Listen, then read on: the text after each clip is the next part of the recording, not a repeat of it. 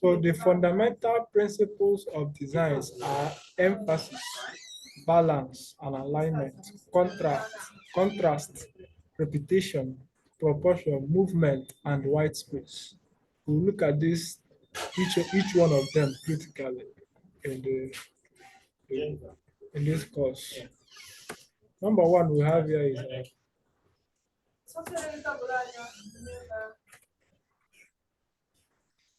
we say that graphic design, like any other discipline, adheres to strict rules that work beneath the surface to make the work stable and balanced. And if the design is missing that balance, it will be weak and ineffective.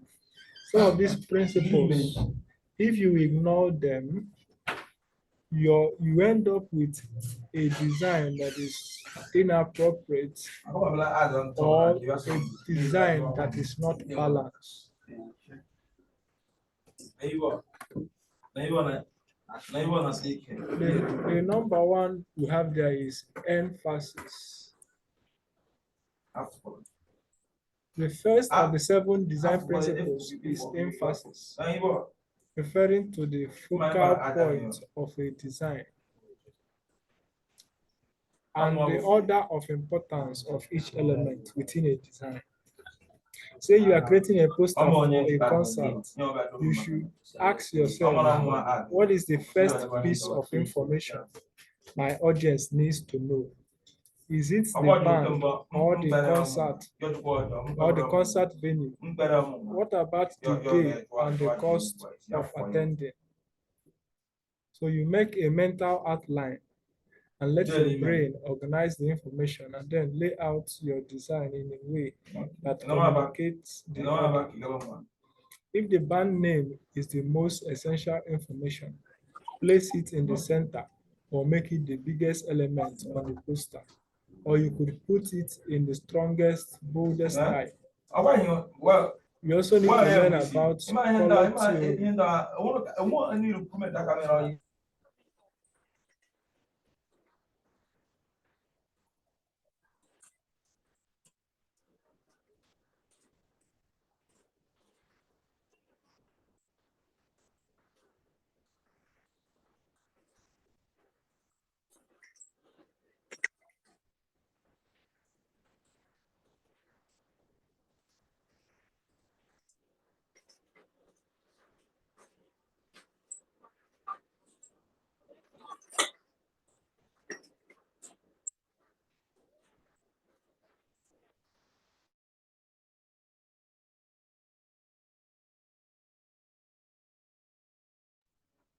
Hello, can you all hear me from your end? Can you hear me?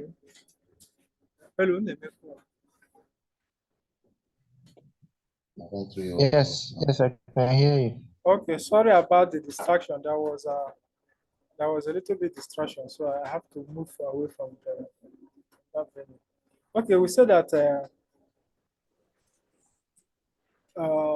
like writing without an outline or building without a blueprint. If you start your composition without a clear idea of what you are trying to communicate, your design will not succeed.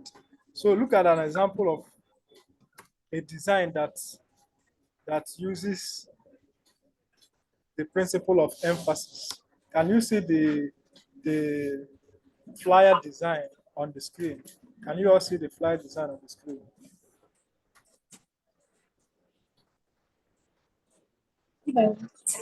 Can you see the flyer design on the screen? Hello? Hello? Yes, we can. Yes, we can. Okay, please be giving me feedback so that I will know that you are following, okay? I can look at see it. When you look at this now, you have the caption bolder. The caption of the flyer is bolder with the text. I hope you can see the text. So it says, handles Messiah's rocks. So this now is the caption. And yes, I can see it. And it's a little bit bolder than every other element. Okay. So, and then we have the other details of the flyer below that says an interactive worship experience. And we have also the picture at the center.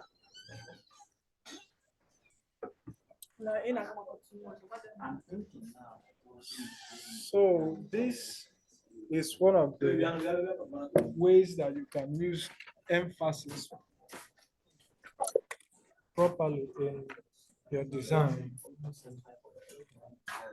Okay. The next principle that we have is balance and alignment. Never forget that every element you place on a page has a weight, and the weight can come from color, size, or texture. Just like you wouldn't put all your furniture in one corner of a room, you can't crowd all your heavy elements in one area of your composition.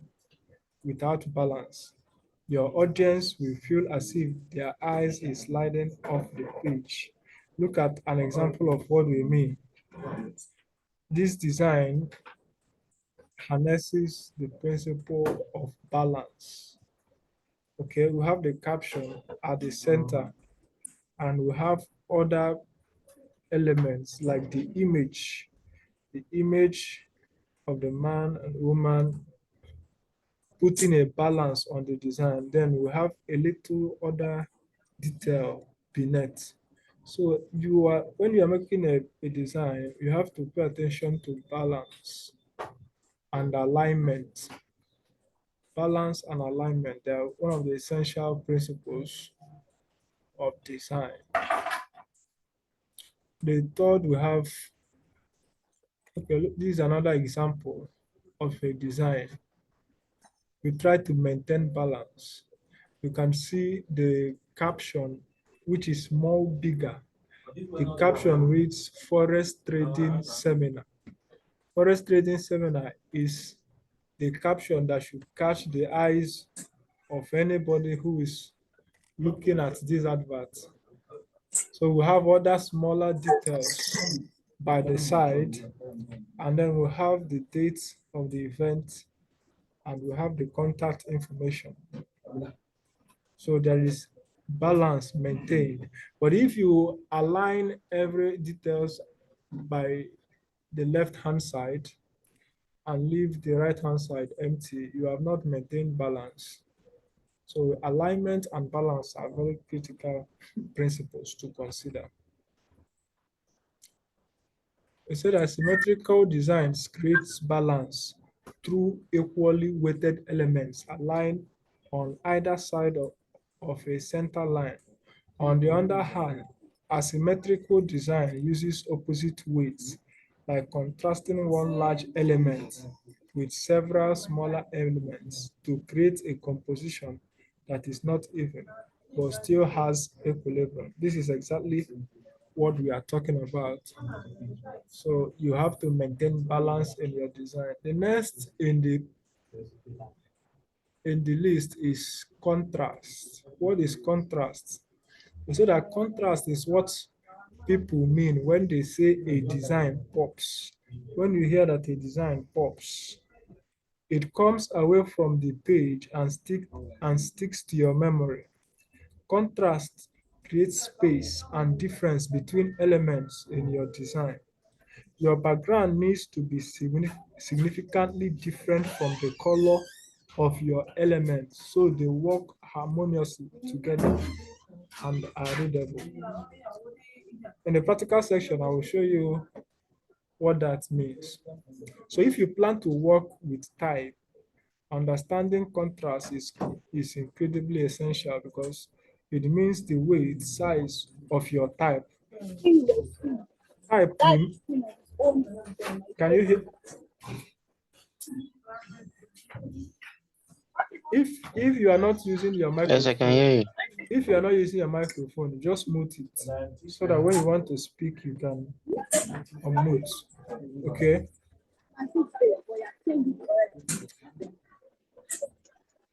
Please mute your microphone if you are not saying anything.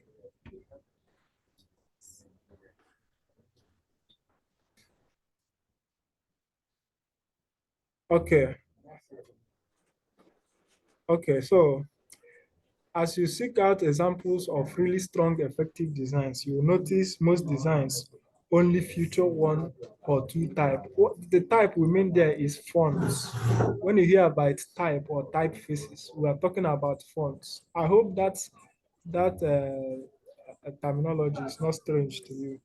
You must have heard that the letters or the alphabets that you see on the screen, they are called typography.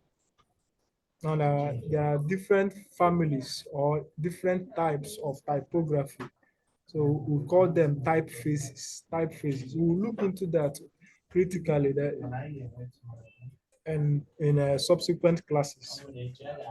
So what that means is that when you are working on a design, you minimize the use of multiple typefaces.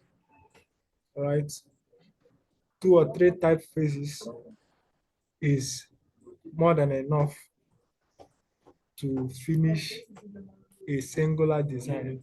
Let's look at an example in this slide.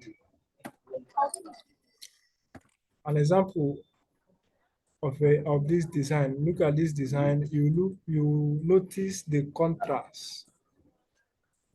The background, the upper side of the background has a lighter color, meaning that for you to be able to see this write-up that says liquid juice, the write-up or the font has to come with a darker color. If you use white to write this liquid juice, anyone who is looking at the design will find it difficult to identify or read out the information. The same thing goes with the time, 10 p.m. to 1 a.m.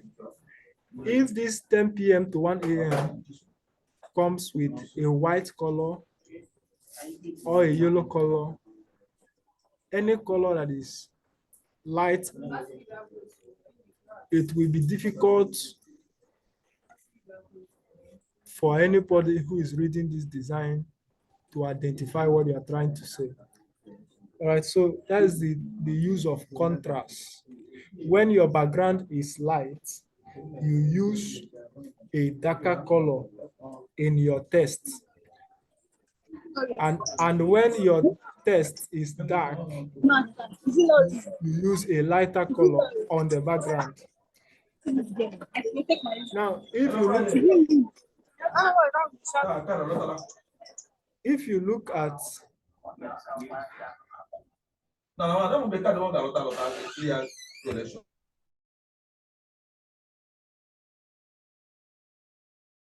so just take a little bit look at this design and make some observations.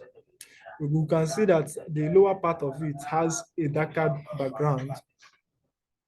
So for us to create contrast in the design, the text has to come with a light color. That is what we mean by contrast. Another design that makes use of that is, okay, when we get into the practical sections, I will show you more of that. Another principle is repetition. We say that if you limit yourself to two strong typefaces or three strong colors, you will soon find you have to repeat some things.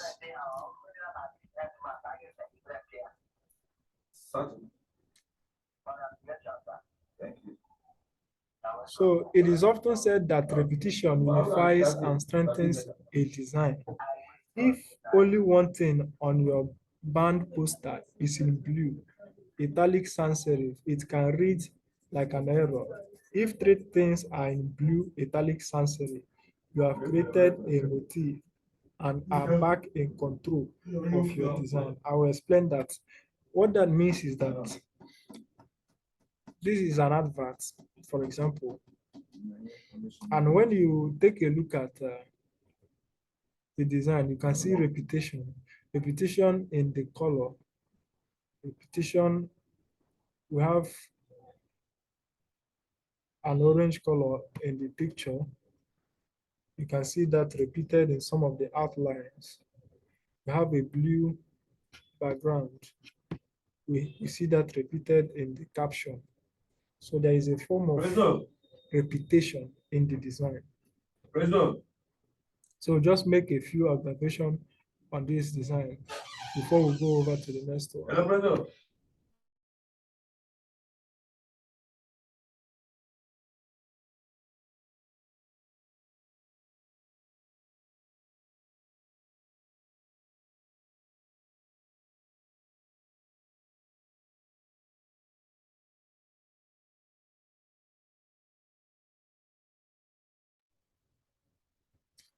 All right, now so we'll go over to the next principle. The next principle is proportion.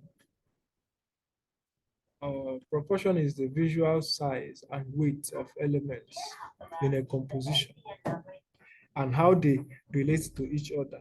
It often helps to approach your design in sections instead of as a whole. So we say grouping related items can give them importance at a smaller size.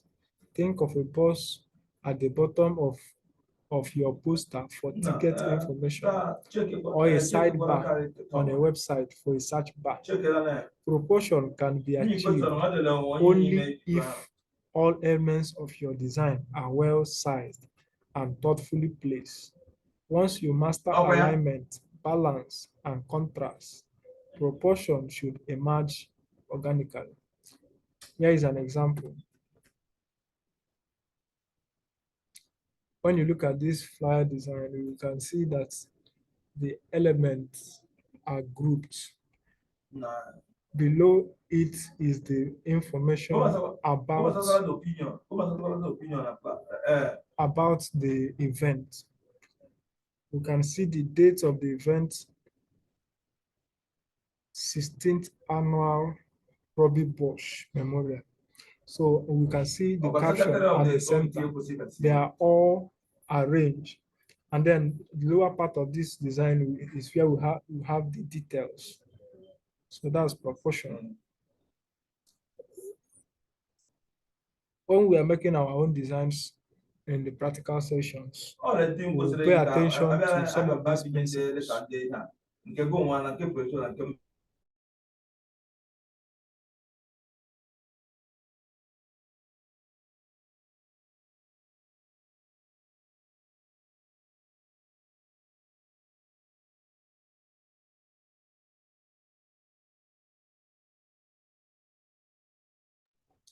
All right, this is another design also. When you see the caption, that is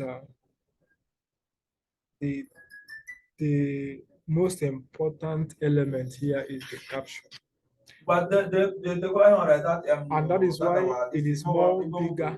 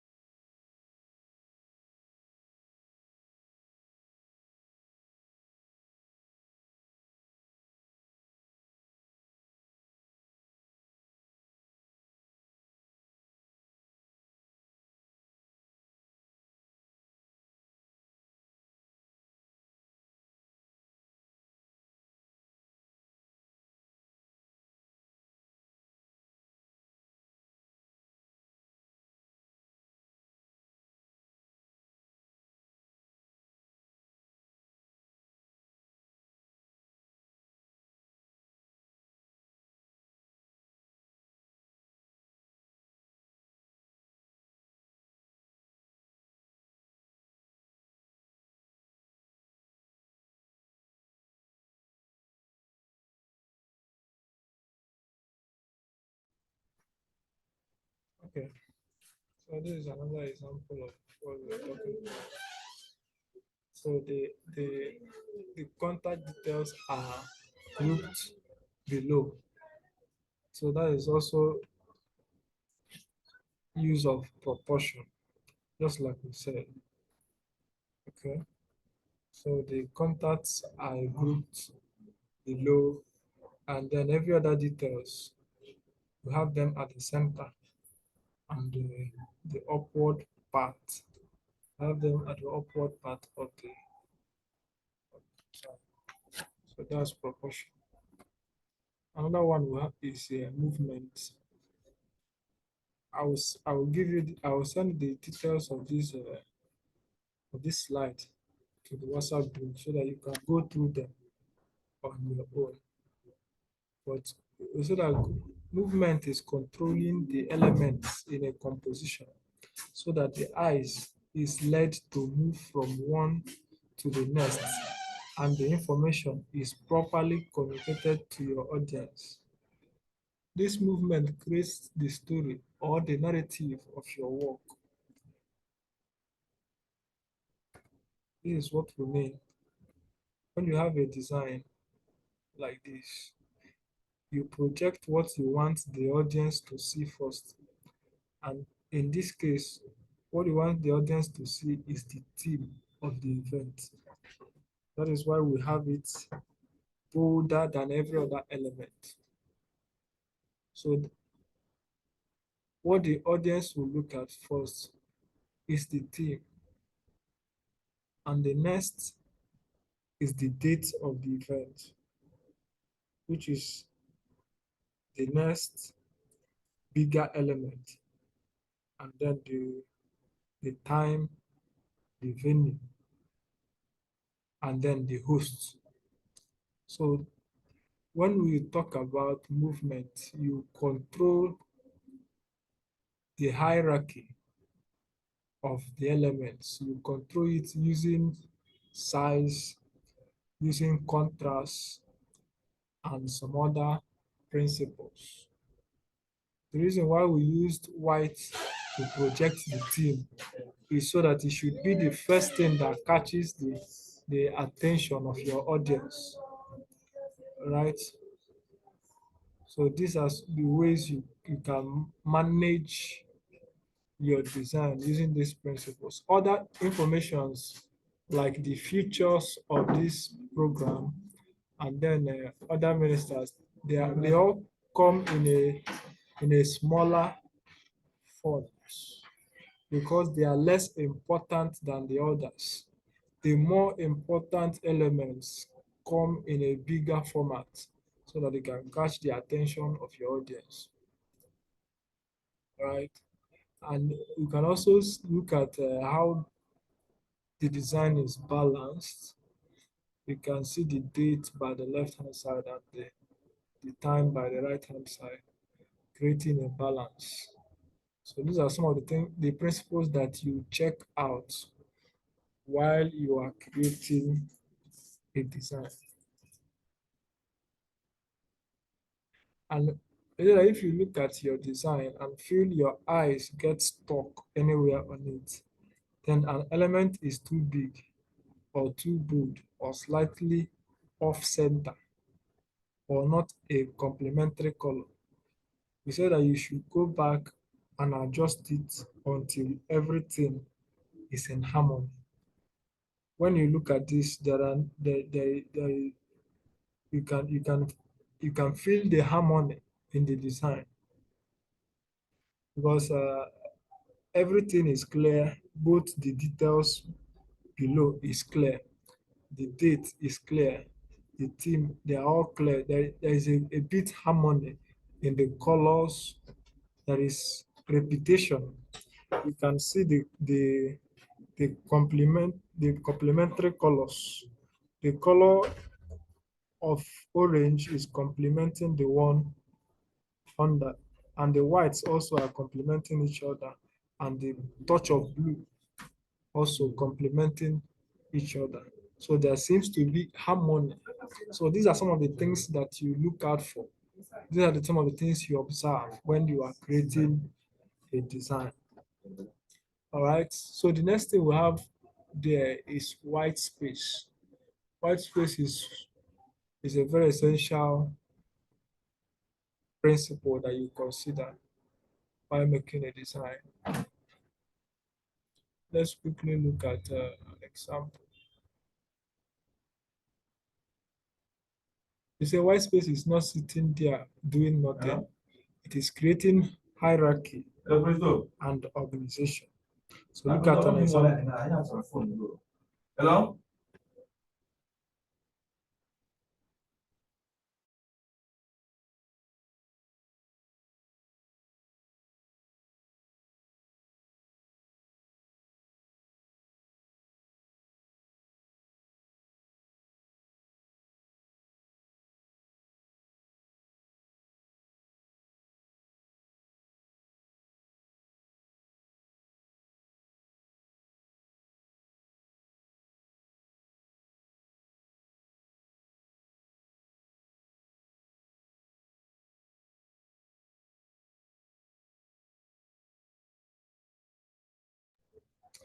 Now, if you are new to designs, you'll be thinking that this white space looks unprofessional, and you think that the white space is too much, or that the design is unprofessional. However, white space is one of the principles that designers use to create emphasis. When we get to some of the practicals, we'll look at one of the professional ways to use white space. I think that is these are the 7 principles of design. So just like we have looked at these elements and some of the principles, it's not compulsory. It's not compulsory that you obey all of the principles. It's not compulsory that you obey all of the principles, but most of them have to be complied with before you can have a proper design. All right. So, but some of these principles you can actually break some of those principles when you are designing, but you have to comply with most of them to have a better design. So quickly, let's into the practical section. I hope you can you see my screen from your end? Can you still see my screen from your end? Hello?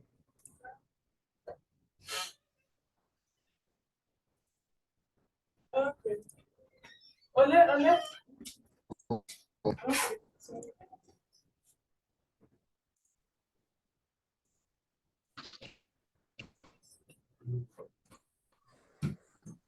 Okay.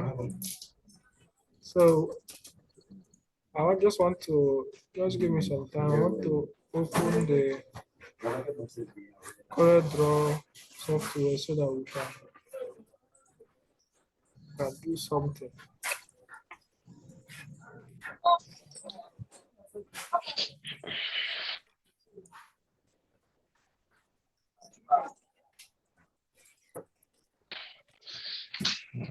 Yeah. Hello, can you hear me?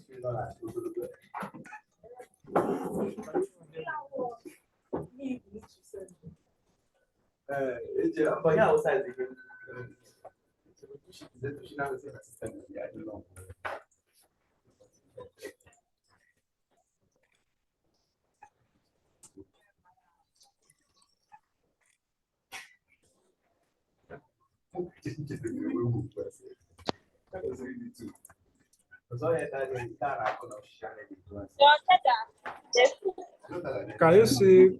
Can you see the? Can you see? Hello? Can you see my screen from there? Are you in I your can hear shop you. there now? Okay.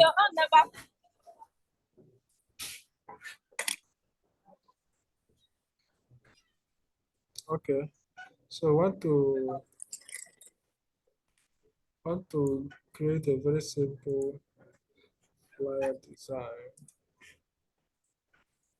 But before we do that, let us introduce some of the tools. This is CorelDRAW 2020. And if you installed it, you look at the left-hand side where you have your toolbars. At the right-hand side, you have your color palette. This is the default settings. So once you open the software, you'll be asked, you have a pop-up screen to create a new document. Right, so you can change the name of the document to whatsoever you want. So I'm changing mine to Tech for All. And then you choose the presets. You leave the preset as custom. You'll be asked number of pages. Leave the number of pages 1, except you are working on maybe a magazine that has more pages, or you want to do a design that has more pages. So the next thing there is the primary color mode. You see, we have the CMYK and the RGB. Leave it in RGB for now. We'll explain more about color modes.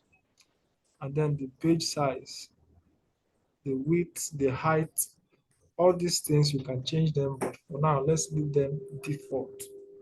And of course your resolution should be 300. Once you have done that, you click OK. Then a new workspace will open.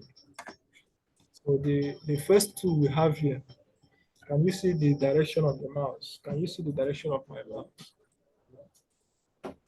Hello? Hello? Yes. Okay, the first tool we have there is pick tool. What this pick tool does is that it enables you to pick objects. When you click on an object and move it around with your mouse, you can move things on your screen. Okay, we'll do a proper introduction to this software so that you learn all the tools.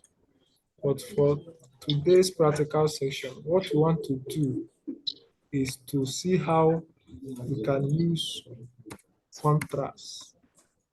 You can use some of the principles that we have learned in the design. So I'll just quickly get some things ready. Okay, let me just get a background. Let me just get a background. Okay.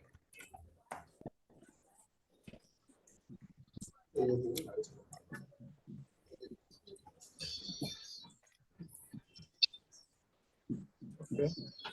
So now this is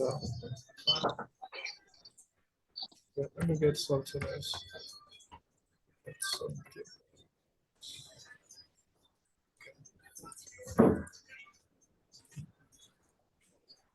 This is a background. Okay.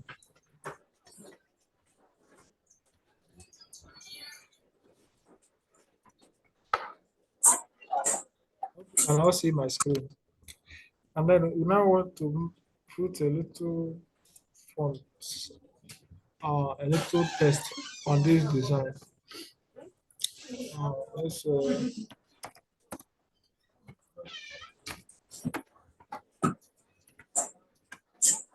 now if we put green or we put orange as the color of this text, you hardly see the text. All right. But when we use something like white color, for example, it's very obvious, and someone that is Someone that is looking at your design can easily identify what the test is talking about. So let's change some of the colors. Some colors are not that visible because they are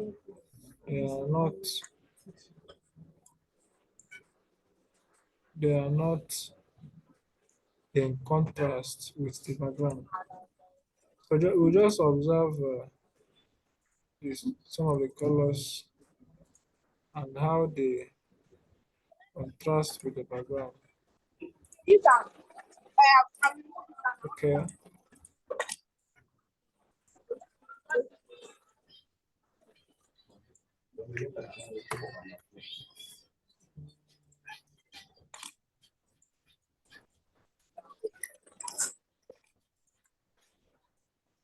Okay.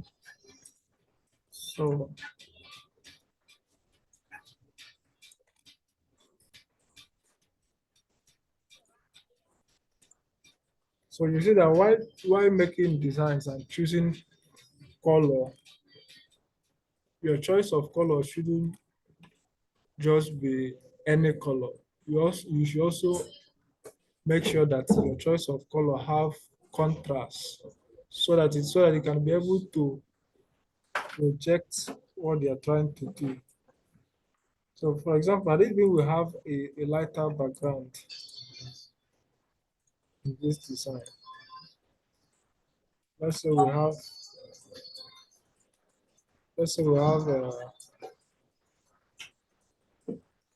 this color. This is a light background, for example. You see, now this is better. All right. And when we have a light background, we cannot use a light color test. Can you see what we're having on the screen? Can you see what we're having on the screen? Hello, can you see what we're having on the screen? Yes. Okay. So when your background is dark in color, you try as much as possible to make the tests use light colors. So, and if your background has light colors, you try as much as possible to make your tests to have darker colors. By doing that, every element have contrast and they can easily be seen. They can be clearly seen. So there is no point making a design where some elements are hidden. When someone cannot read out what you have designed, that design is not properly done. I hope you can see what I'm doing.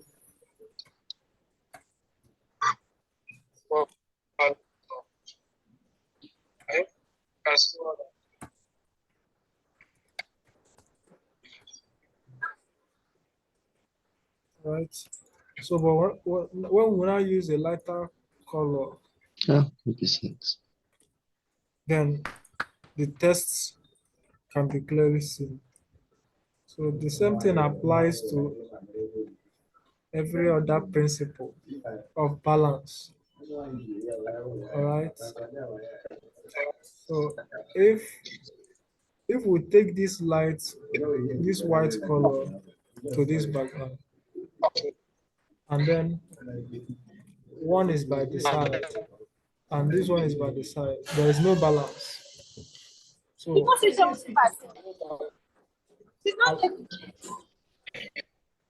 is exactly what we are talking about: maintaining balance, maintaining contrast, and proportions, and all of that. So when we'll be doing more complicated designs, we look into more of these principles.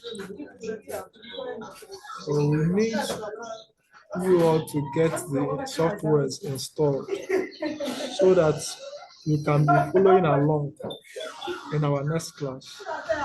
So we all try to install all the software. You try to install the software. Even if you can't get Adobe Photoshop, you can at least get CorelDRAW first installed. But the two main softwares that we need for this course is CorelDRAW and Adobe Photoshop. So by our next class, let's all make sure that we have these softwares installed, so that when I'm projecting on my screen, you can as well look at some of the things I'm doing and then practice it on your own end. And you can also share your screen if you are having issues. I hope you know how to share your screen from this Zoom. It's just as simple as clicking on the new share, and then you choose the screen that you want to share. So when you install the softwares, you can be able to do the practicals together. By our next class, we have that.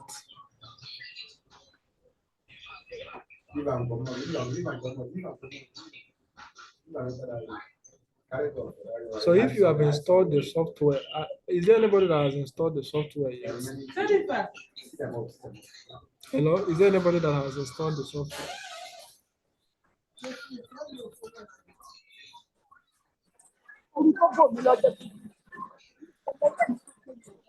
Is there anybody that has installed the software?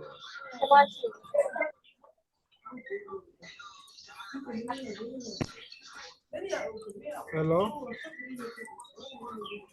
Is there anybody that has installed the software?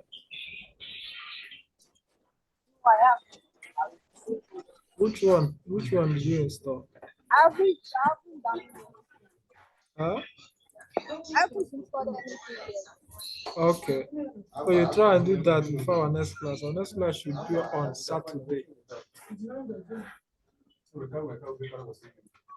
All right. So I will be. We will drop the video of some of the things that we discussed in the WhatsApp group, so that most of you that came a bit late can look at it from YouTube.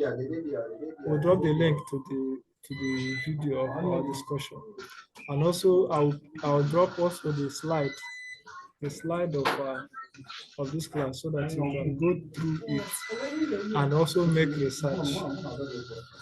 So you have to be making some of research on this thing, practical research on some of these things discussed on your own. And also you can look at some of these things on YouTube. Okay. For our next class, we'll look at the softwares.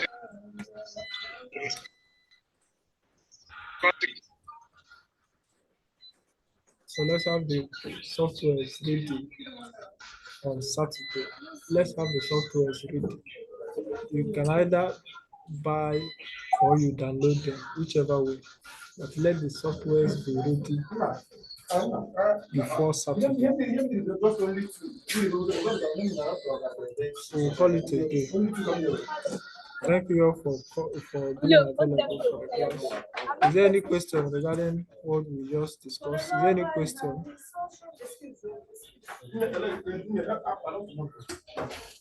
Does anybody have question regarding what we discussed?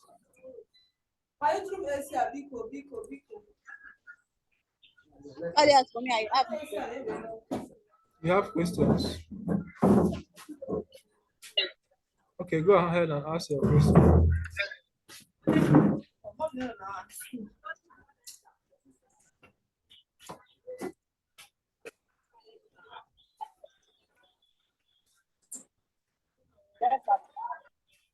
You can, if you want to ask a question, you can mute your microphone so that we can hear you. Hello? If you want to ask a question, you can unmute your microphone so that we can hear your question. Hello? Hello?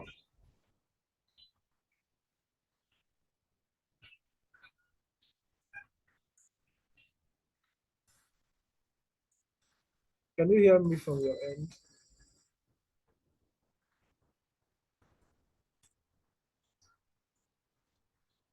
Hello?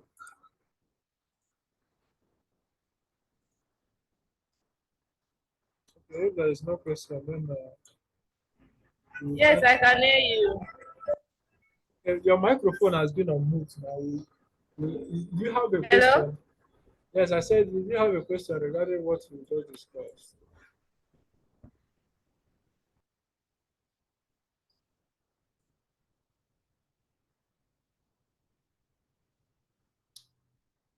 You just muted your microphone.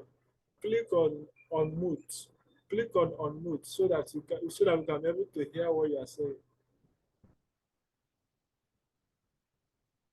Hello?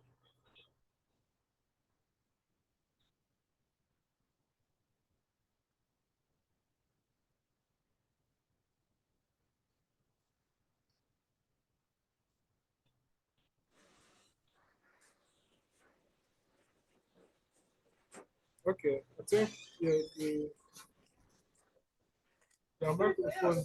microphone is on now. You can speak. You can speak. If there is a question, you can ask your question. Brother, do you have a question? Hello, do you have a question? We'll be ending the class now. There's no further question.